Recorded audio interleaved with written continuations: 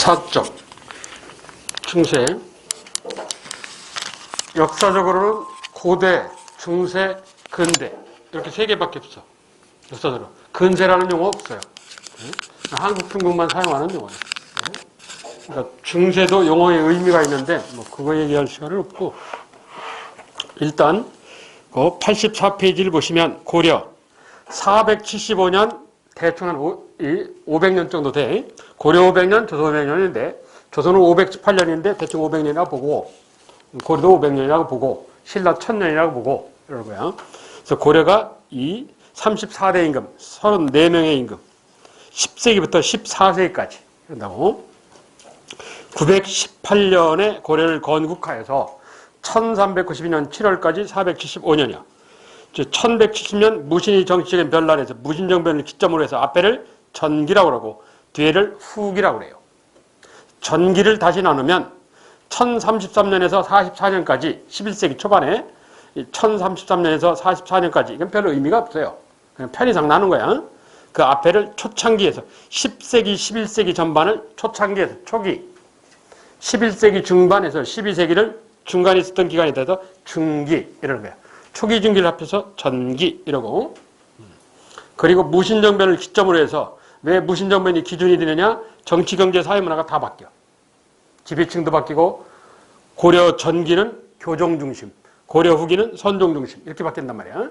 정치, 경제, 사회, 문화가 다 바뀌어. 그래서 무신정변이 기준이 되는 거야. 무신이 권력을 잡았던 기간이 100년이에요. 무신집권이 100년이야. 예? 그중 최씨 무신정권이 60년, 100년 중에서. 여하튼 1170년에서 100년간 1270년까지 이때를 무신이 권력을 잡았다 해서 무신집권기 이러는 거야. 그 뒤에 1270년 수도가 개경으로 돌아와 그래서 원의 간섭을 받았다 해서 원간섭기 이래. 무신집권기와 원간섭기를 합쳐서 후기 이러는데, 저 원간섭기 끝부분을 공민왕에서부터 끝까지 거기를 여말, 고려말 이런 거야. 후기 끝부분을 말기라고 그래.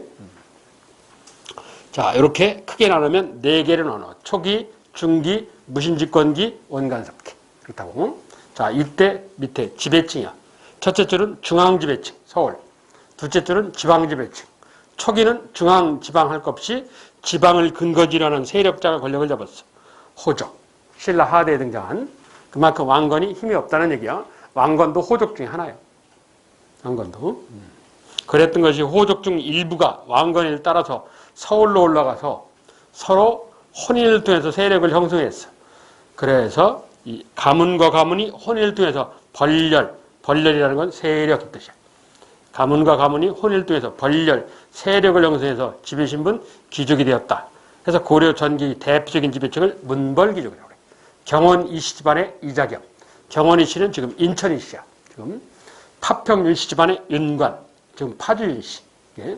경주침치 집안의 김부식 이런 식으로. 그랬던 것이 무신집권기에는 당연히 집권자가 무신들. 그리고 원간섭기에는, 자, 원간섭기에 처음 등장한 용어인데, 기존에 권력을 가졌던 가문들, 권문, 권력을 가진 가문. 그리고 무신집권기에 새로 권력을 잡은 이 무신집안들, 대구 달성 서씨 집안 같은 거. 대구의 서인의 집안. 그리고 원간섭기에 원나라한테 아부에서 세력을 얻은 애들. 이걸 합쳐서 세력을 얻은 족속에서 세족 이래. 자, 이게 권문세족이라는 거예요. 이 권문세족은 원간섭기에 등장을 해. 고려 전기 대표적인 중앙지배층을 문벌귀족이라고 그러고, 고려 후기 대표적인 중앙지배층을 권문세족이라고 불러요. 예. 한편 지방지배층이야. 초창기에는 역시 호족. 호족 중에 일부는 중앙에 올라가서 귀족이 되고 일부는 그냥 청주에 남는 거지. 그래서 청주에 지방 세력자가 돼요. 그래서 이들 뭐라고 그러냐? 향리 이러는 거예요. 자, 향리. 향리는 지방 세력자지 공무원은 아니야. 동네 유지야. 향리 출신으로 무신집권기에 등장한 사람들이 신진사대부예요.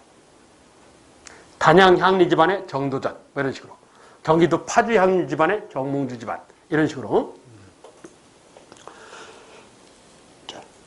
그런데 내가 이걸 설명하는 이유는 이민족 때문에 하는 거예요. 이민족 때문에. 저것 때문에 하는 게 아니야. 초기 10세기, 11세기는 거란이 쳐들어와. 500년 내내 이민족이 쳐들어오는데 거란이 세운 나라가 요라는 나라야.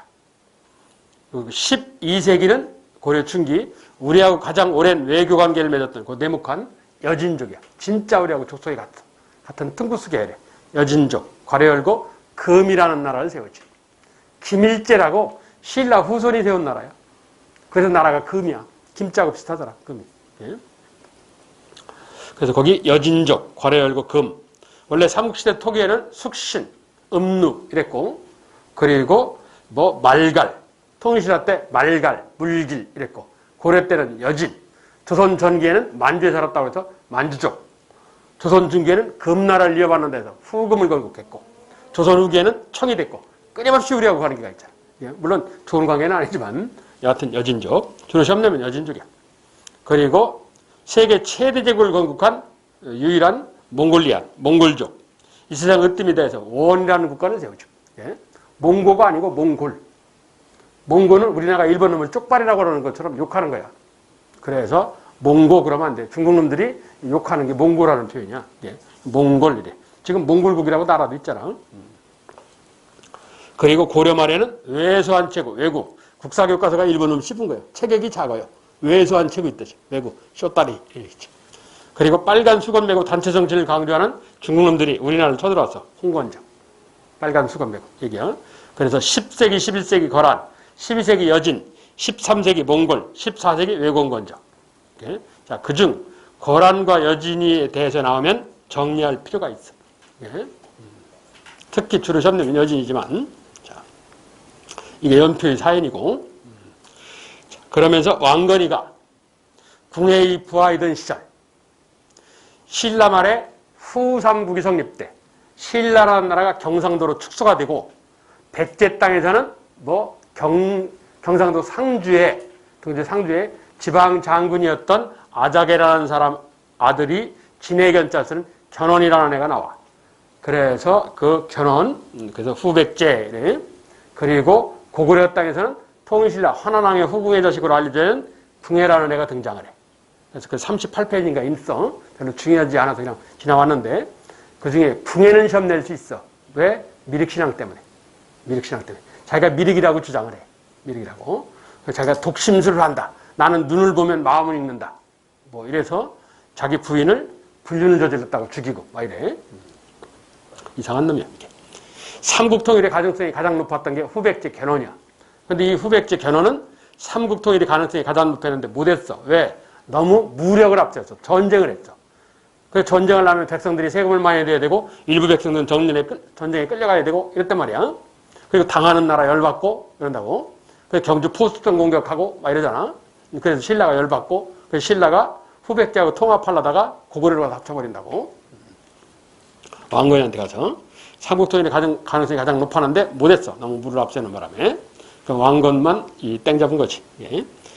자, 그러면서 왕건이 궁예의 부하이던 시절에, 거기, 궁예의 부하이던 시절에, 후고 그랬대.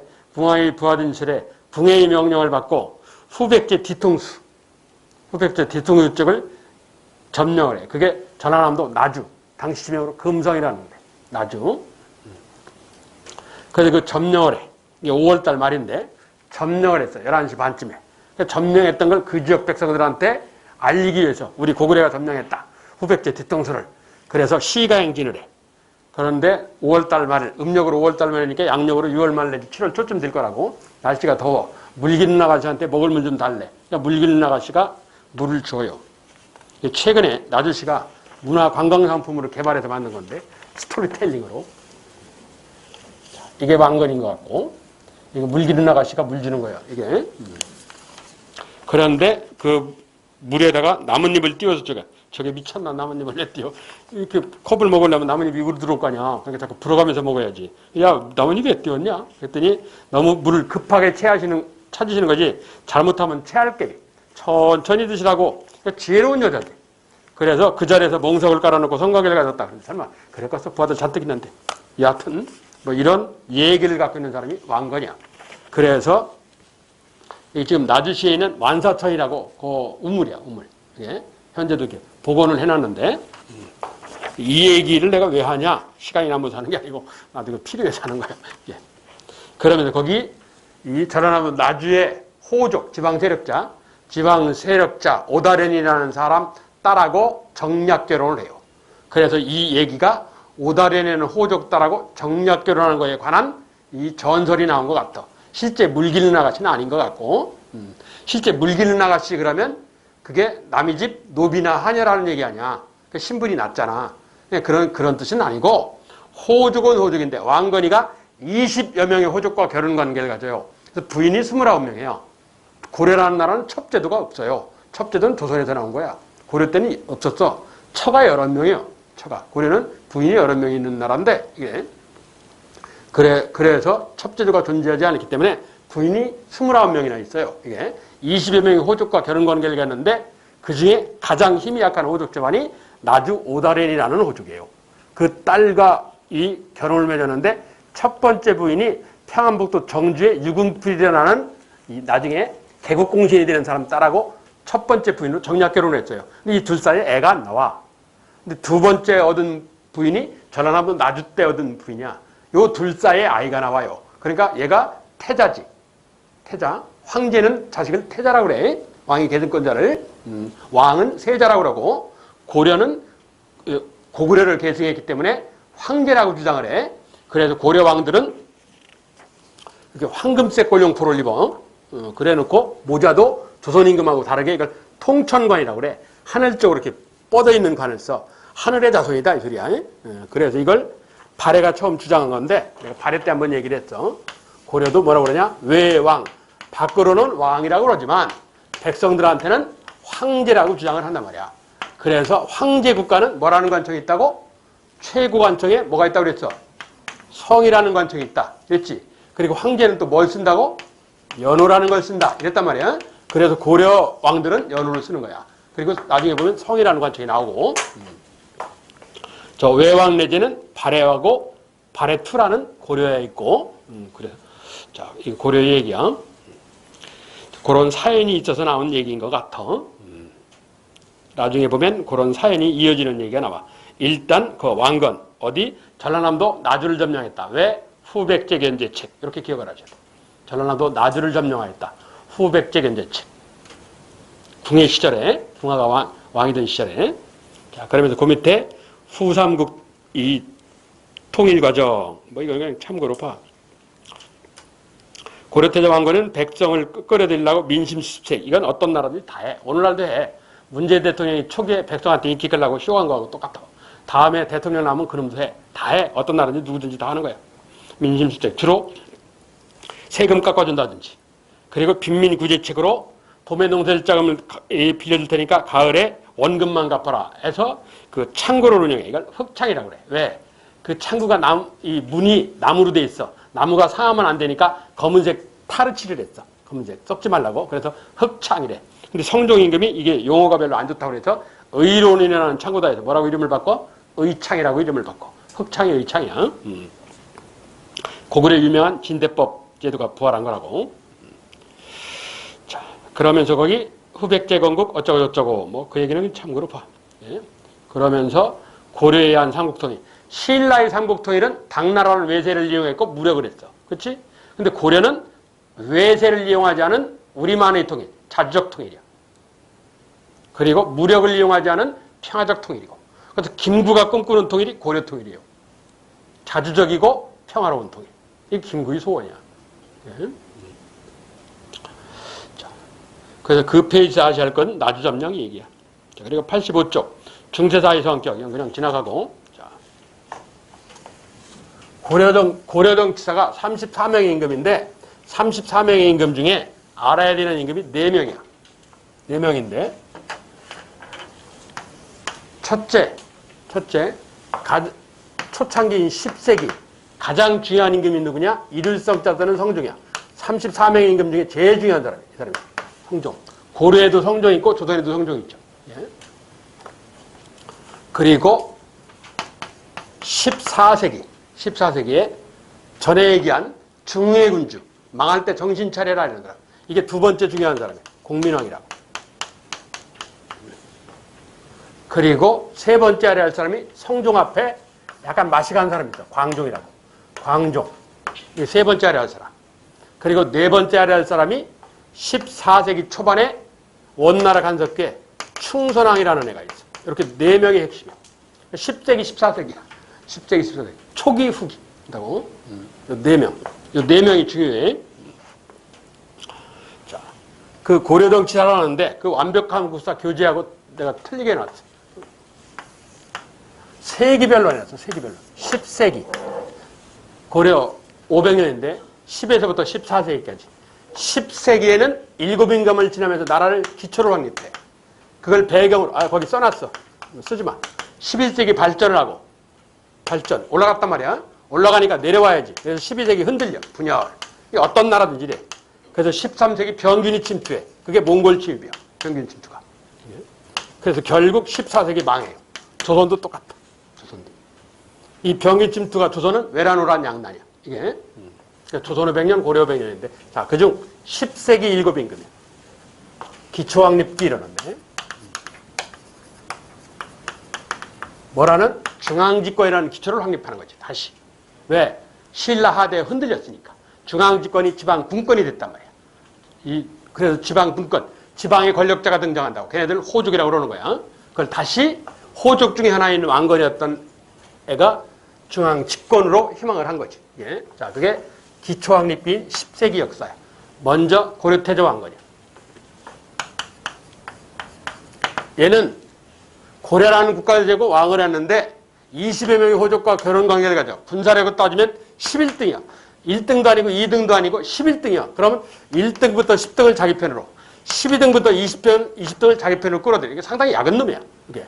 그래서 왕건은 호족을 내 편으로 해서 호족 융합책을 써. 호족 꼬시기를. 그래서 20여 명의 호족과 결혼관계를 맺어. 혼인관계를 맺어. 그래서 아들만 29명, 딸이 6명. 결혼정책이라고. 그럼 내가 저 사람이 사위가 되고 내가 저 사람이 장이 되면 사위가 장인 공격하면 욕먹어. 장인이 사위 공격해도 욕먹지만 상당히 약은 놈이지. 상당히 약은 짓이야. 별관을 같은데 참 머리를 잘 쓴 거야. 이게. 그래 놓고 일부는 자기 편을 확실하게 끌어들이기 위해서 성씨를 하사해. 이걸 성씨를 하사했다 해서 사성정책이라고 그러는데 무슨 소리냐? 이가도라는 사람한테 자기 왕건의 집안으로 왕시성을 하사해. 그래서 왕가도 이런다고. 그리고 춘천 사람 능산이라는 애가 있어. 능산이라는 애한테, 능산이니까 왕건이하고 비슷하게 생겼대. 그래서 안동전투에서 적을 유인하고 자기는 죽었어요. 이게. 그래서 죽고 난 뒤에 너는 겸양한 마음으로 나를 숭배했기 때문에 하면서 신시성을 하사해. 이게 신신의 시조야. 신숙준의 시조 얘기인데 유명한 신승겸이라는 사람이야. 이게 원래 이름이 능산이라는 사람인데 이렇게 성시 하사 정책을 써. 발해의 마지막 왕자 대광현이한테, 대시들하네요. 대종 집안이니까. 대광현이한테 너도 우리 왕씨반으로 왕시성을 하사해. 그리고 개라는 이름을 줘. 왕개. 발해왕 15명에 대해서 제사를 모셔라. 먹고 사는 건 걱정 없게 해줄게. 발해를 고려로 끌어들이겠다는 얘기지. 예, 상당히 약은 짓이지. 이렇게 회유책을 썼어. 그럼 회유책만 썼느냐? 아니지. 견제책도 썼어. 자, 왕건의 호족 견제책이야. 다른 말로 통제책. 이게 좀 중요해. 이게 기인 사심관 제도라는 건데 이건 설명은 이따 할게. 뒤에 해놨어. 고려 정치사가 6개를 알아야 돼. 6개 중에 하나가 된 저거야. 고려초, 고려태조 왕건의 호족 견제책이야. 호족 통제책이라고도 하는데 설명은 이따 할게. 저쪽 페이지에 있어.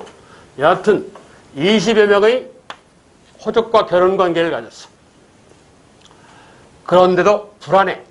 사위장인 관계를 맺었어도 자기가 죽고 나면 아들이 29명인데 이 대부분이 다 엄마가 틀려요. 그럼 어떤 놈이 이 왕이 되든지 다음 때 왕이 되든지 불안할 수밖에 없단 말이에요. 거기다 큰아들이 아까 얘기한 외가 쪽이 세력이 약해. 나주우시 집안에. 그러니까 걱정이 되는 거예요. 그래서 죽기 2년 전인 943년 역사계는 이걸 믿지를 않는데 이게 왕실의 가운, 유언을 남겼어. 그걸 후유십조라고 불러요. 그걸 역사계는 이거 안 믿어. 가짜라고 보는데 여하튼 그래놓고 945년에 죽어요. 그러니까 이 큰아들이 왕위를 이어요. 이게 나주우시 집안의 오다련의 외손자인 이대임금 해종이라는 애야. 얘가 왕이 된 지 3일 만에 왕규라는 이 왕건의 사촌형이야. 왕규라는 사람이 반란을 일으켜. 이게 왕규인 아니야. 이 사람이 당시 요즘 말로 하면 국무총리라고 붙였어. 예? 광평성 재상을 하고 있었는데 얘가 군사력으로 따지면 1등이야. 호족 중에 제일 힘이 세. 실제 얘가 왕이 돼야 된다고. 군사력으로 따지면.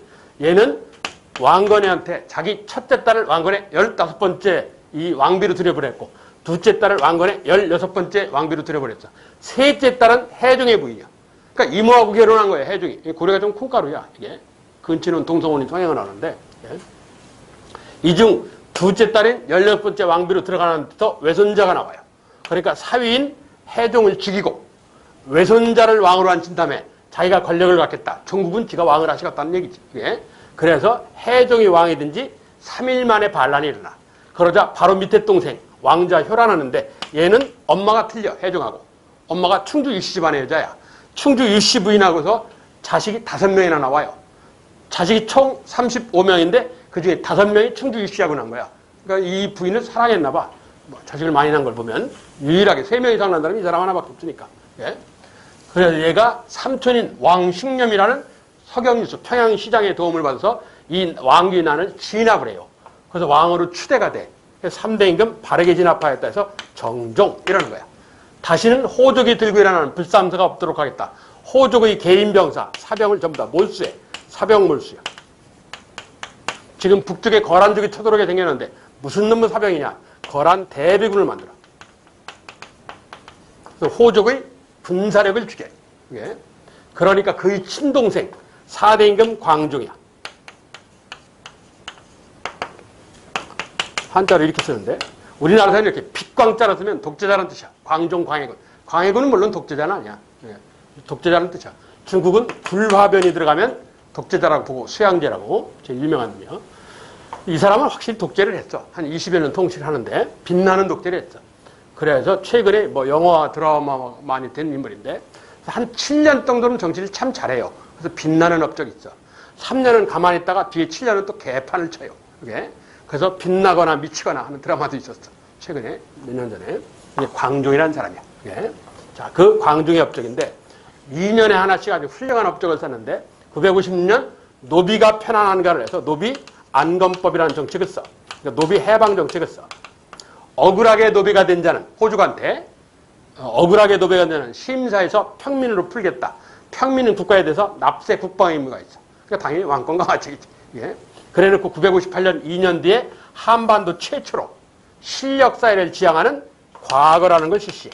과거제를 말해. 예. 이 광종의 대표적인 업적인데 노비 해방 정책 과거제.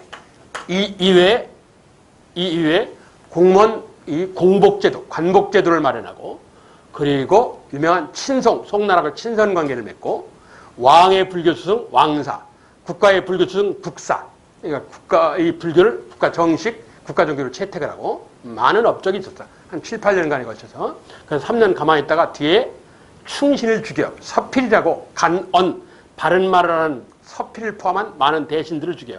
서필이가 누구냐? 서희의 아버지야. 서희의 아버지. 서필이라는 인물인데 그래서 빛나는 업적에서 광종 그래 시험을 잘 내. 왕소라는 사람인데 둘이 친형제지간이야. 이게 조선으로 따지면 조선에 2대 임금 정종이라는 사람이 있어. 이거 똑같아. 그리고 3대 임금 누가 있어? 태종이방원. 이게 조선으로 따지면 태종이방원이에요. 업적도 비슷해. 하는 짓이. 그 뒤에 이렇게 강한 사람 뒤에는 약간 좀 유순한 사람이 나와. 경종이라는 사람이 나와. 누가 약간만 큰 소리를 떠도 애가 경기를 해. 예? 그래서 호족 출신 관리들이 압력을 넣어. 땅 돌려달라. 그래서 처음 정하였다. 전지와 즉 밭과 뗄감으로 주는 임야를 이건 시지라고 임야를 시지들 주는 과목을 정했다 해서 전식과 문반 무반 문무 양반에게. 그래서 양반이라는 용어가 이때 처음 나와. 조선에서 나온 거 아니야? 양반이라는 단어가. 이건 나중에 경제사에서 얘기할게. 이 경종은 자매가 왕비야. 자매가. 언니가 제1왕비, 동생이 제2왕비. 뭘 왕비가 4명인데 이 2명이 자매가 왕비야. 그 중에 첫째, 제1왕비가 아들을 낳았어요. 다른 사람들은 주로 딸을 낳는데 아들을 낳았어. 근데 아들이 8개월, 8살도 아니고 8개월밖에 안 됐어. 그러는 과정에 경종이 죽어버렸어. 그러니까 8살도 이러면 몰라도 8개월짜리가 왕을 할 수는 없잖아. 서 있지도 못하는데. 그래서 할 수 없이 이 자매의 오빠를 데려다가 왕을 시켜. 물론 이 자매 오빠라는 애가 자기 조카야. 그러니까 조카하고 결혼한 거야. 이게 사실은. 그래서 얘가 왕으로 들어온 인물이 성종이라는 사람이야. 그래서 한국사에서 중국도 똑같은데 한자 이렇게 이룰성자야. 이룰성자를 쓰면 이루었다야. 뭐를? 임금님의 꿈을. 그래서 고려성종, 조선성종, 명나라의 성조영락제라는 사람이 있어요. 거란에도 요라는 국가를 세우는 성조라는 사람이 나와. 그 임금들이 다 이루었다야. 뭐? 임금의 꿈을. 임금의 꿈이 뭐예요? 임금의 꿈이 뭐냐? 응? 임금의 꿈이 뭐예요? 여러분 대통령 시켜줄게. 대통령의 꿈이 뭐예요? 안건 강화하는 거지. 대통령 권력 강화해서 대통령 주장장 해먹는 거. 그렇지? 지 죽을 때까지. 그럴 거 아니야. 박정희가 그거 시도하다가 죽었잖아. 중앙집권, 이 왕권 강화야. 왕권 강화가 저절로 되냐고. 왕권 강화를 하려면 어떻게 돼? 권력을 일단 중앙으로 모아야 돼. 백성이 열받으면 안 되니까. 그래서 정치에서 중요한 건 이 중앙집권이야. 중앙집권 체제를 확립하면 성종이라고 그러는 거야. 중앙집권을 하면. 고려성종, 조선성종의 공통점이 뭐냐? 중앙집권. 이거야. 뭐를 통해서? 부모한테 효도하듯 나임금한테 그렇게. 뭐라고 그랬어? 유교. 유교를 통한 중앙집권을 하는 사람은 성종이라고 그래요. 그게 이룰성자의 사연이야. 고려성종, 조선성종의 공통점. 유교를 통한 중앙집권. 얘기야. 유교를 통한 중앙집권. 그래, 역시 성종도 유교를 통한 중앙집권이야. 그래서 성종이라는 사람이 모든 관리를 불러다 놓고, 야, 내가, 이 젊은 망은 아니니까, 나이를 먹은 사람이라, 내가 유학 사상에 입각해서 나라를 올바르게 끌고 갈게. 지금이 신라를 계승한 불교 국가인데, 불교가 아니고, 유학 사상에 입각한 나라를 끌고 갈게. 불교는 그냥 종교로 쓰고, 이러는 거야. 그러니까 너희 관리들은 의무적으로 국가 발전을 위한 개혁안을 만들어 와라. 이런다고. 숙제를 냈어. 그런데 신라 말 육두품 집안에 최치원 친선자가 있었어. 광종 때 관기에 들어왔어. 성종 때 퇴직할 때가 있어. 60이 넘었어. 내일 모레 퇴직이야. 근데 임금님이 뭐 일하더니 숙제를 내잖아. 나 내일 모레 퇴직인데 퇴직하려면 며칠 안 남았는데 할 수 없이 숙제를 내라니까 해야지. 안 하면 죽잖아. 그래서 얘가 이렇게 바꿨으면 좋겠습니다. 해서 개혁안을 올려요. 이게 유명한 최치원의 친손자 최승로라는 인물이야. 최승로의 시무 28조라는 개혁안이 등장을 해. 예? 최근에 청와대에 누가 시무 7조를 올려갖고 유명해졌는데. 예? 시무란, 시무책이라는데, 시무란 업무를 새롭게 시작하는 이 뜻이야. 개혁안 이런 뜻이야. 신년새에 1월 1일이든 2월 2일이든 각 관청에 보면 시무식이라는 거래. 새마음 새기문으로 해서 시무책 그러면 개혁 정책 이 뜻이야. 그래서 여러분하고 관련해서 알아야 할 시무책이 3번 있어. 신라 말에 육두품 최치원의 시무책이 있어요. 진성여왕한테 올렸다는 시무 10조 10개 조항이야. 유교사상 과거 시시를 주장한. 그런데 진골규직에 반대해서 채택이 안 돼요. 이게. 그리고 고려 초창기, 고려 초기 최치원의 친손자 최승로의 시무 28조가 있어. 이건 임금님이 개혁을 하겠다고 올리라는 거니까 개혁을 할 마음이 있나 봐. 시무 28개 조항이야. 28조. 이건 당연히 해요. 이건. 그리고 고려 후기에 유명한 무신집권자 최충원이야. 얘네는 신라 최씨, 경주 최씨고 얘네는 전라남도 남원 백제 최씨야. 쉽게 얘기하면 같은 최씨인데 틀려. 김씨도 김해 김씨 있고 경주 김씨 있잖아. 그렇게 그런 것처럼.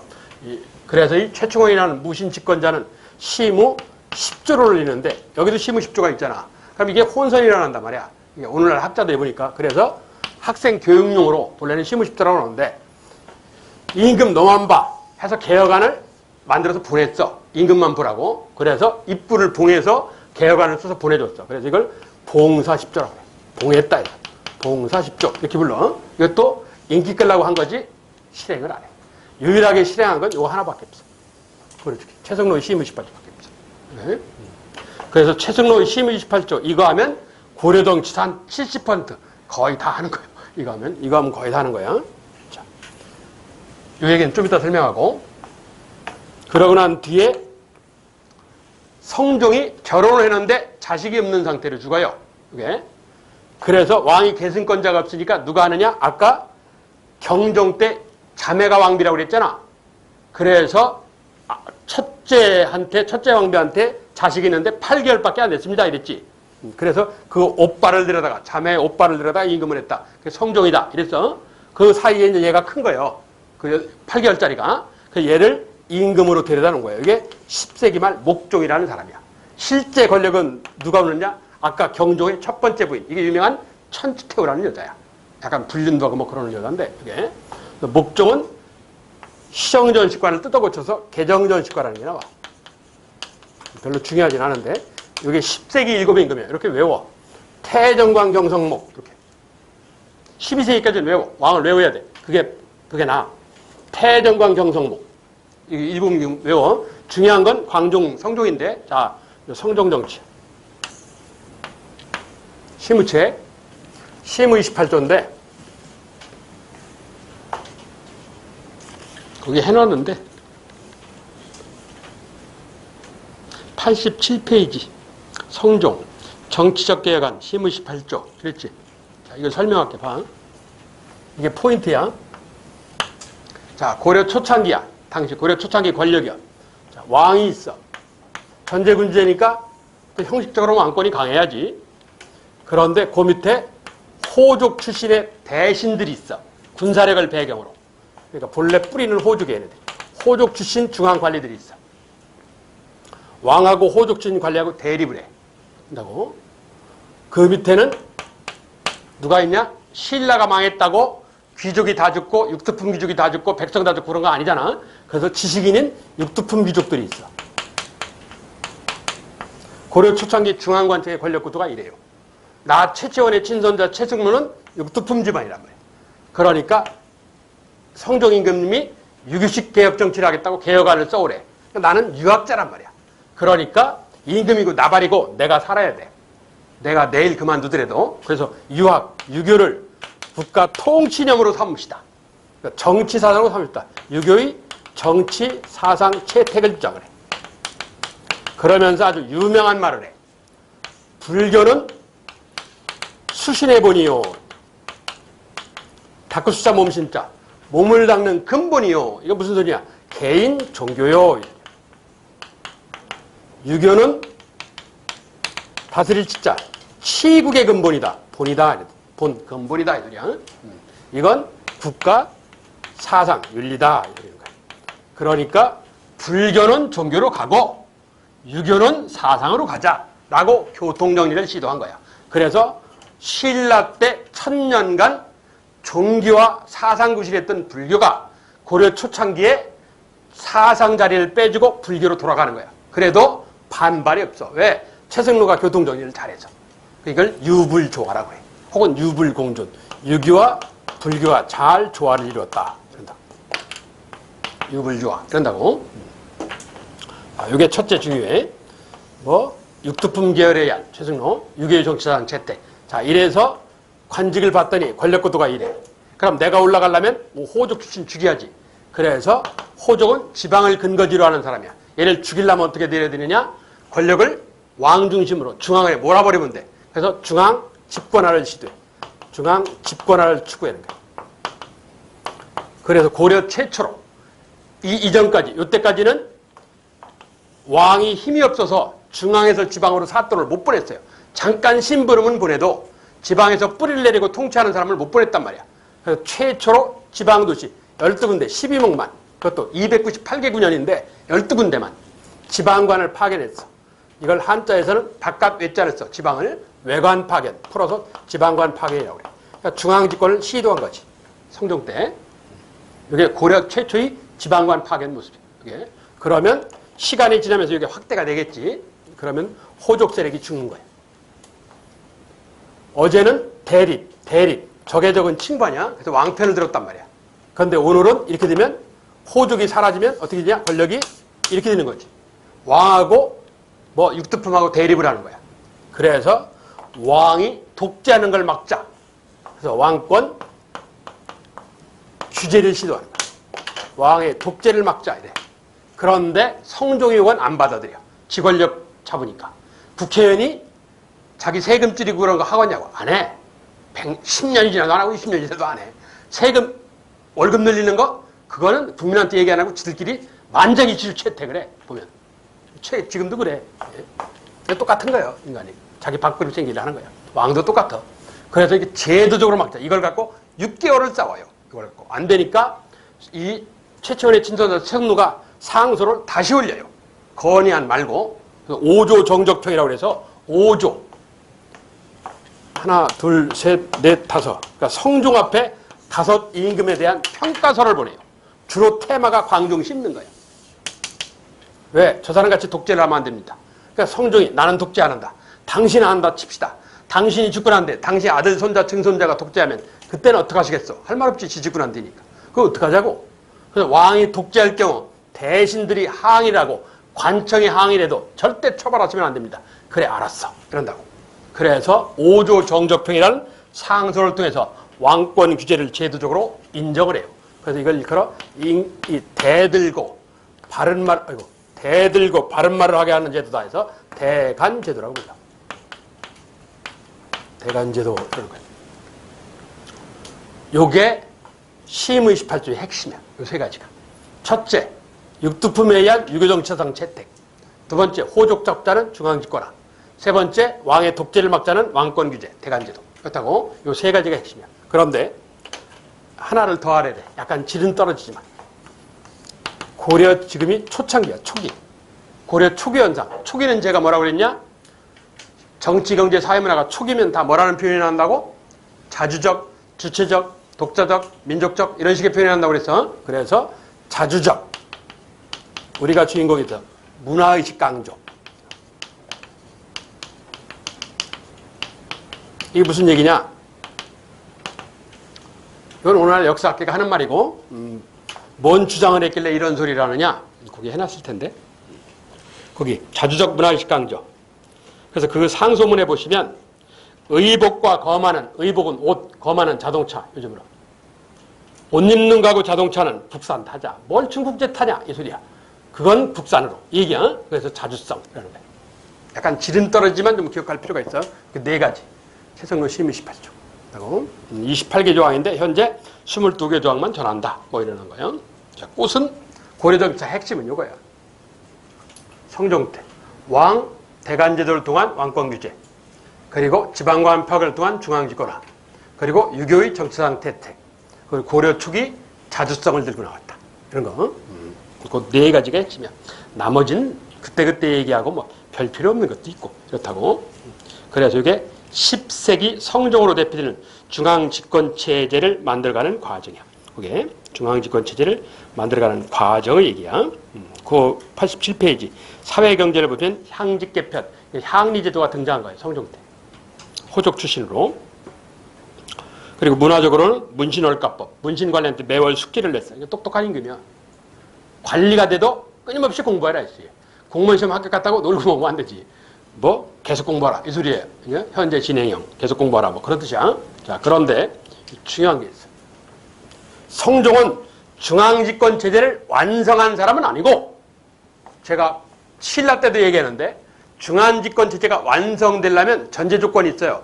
중앙집권이요. 권력이 중앙으로 모아져야 되잖아. 권력이 중앙으로 모아졌다는 것은 지방 권력이 임금 손 안에 다 들어왔다는 얘기야. 그러니까 지방제도가 완성이 된 다음에 중앙집권이 완성이 되는 거야. 이게 순서야. 초등학교 나오고 중학교 가는 거지 중학교 먼저 가고 초등학교 갈 수는 없잖아. 그건 어길 수 없는 순서란 말이야. 지방제도 완성 다음에 중앙집권이 항상. 그래서 발해도 그렇고 신라도 그렇고 그런 거야. 근데 고려는 여기는 지방에 지방관 파견했다고 그랬지. 내가 이 지방제도가 완성됐다 그런 말은 안 했어요. 그러니까 이게 성종임금은 중앙집권 체제가 확립, 완성된 건 아니야. 중앙집권 체제로 가는 길목만 여는 거야. 그래서 국사교과서가 이걸 뭐라고 그러냐? 기초공사만 끝났다 해서 기반 마련 이래. 요걸 조심해야 돼. 고려 성종임금 때는 중앙집권이 확립된 건 아니다. 야. 중앙집권이 확립된 건 이 사람으로부터 100년 뒤에요. 100년 뒤에. 문종이라는 사람이야. 문종 때 가서야. 대역사 의천의 아버지 가서인데, 그래서 이 고려 성종은 중앙집권 체제의 기반 마련이라고 그래. 기초공사가 끝났다지. 확립, 완성되었다는 아니다. 하는 얘기. 그 점을 좀 조심해야 돼. 그 점을. 완성된 건 아니다. 하는 얘기. 어딘가 거기 내가 해놨을 거야, 아마. 자, 이게 10세기 고려 정치사야. 다음 시간에는 11세기부터 이 중앙정치, 지방행정 이거 하고 11세기부터 14세기 이건 금방 해. 10세기 하면 나머지는 금방 해. 100년에 하나씩만 알면 되거든. 금방금방 지나가. 그래서 내가 다음 시간에 어디까지 가고자 하느냐. 경제사를 지나서 사회사까지 가고자 해요. 내 희망이요. 될지 안 될지는 모르고 해봐야 알으니까. 거기까지 시간이 되면 읽어와 봐라 하는 얘기. 여기까지 합시다. 여기까지. 수고했습니다. 예.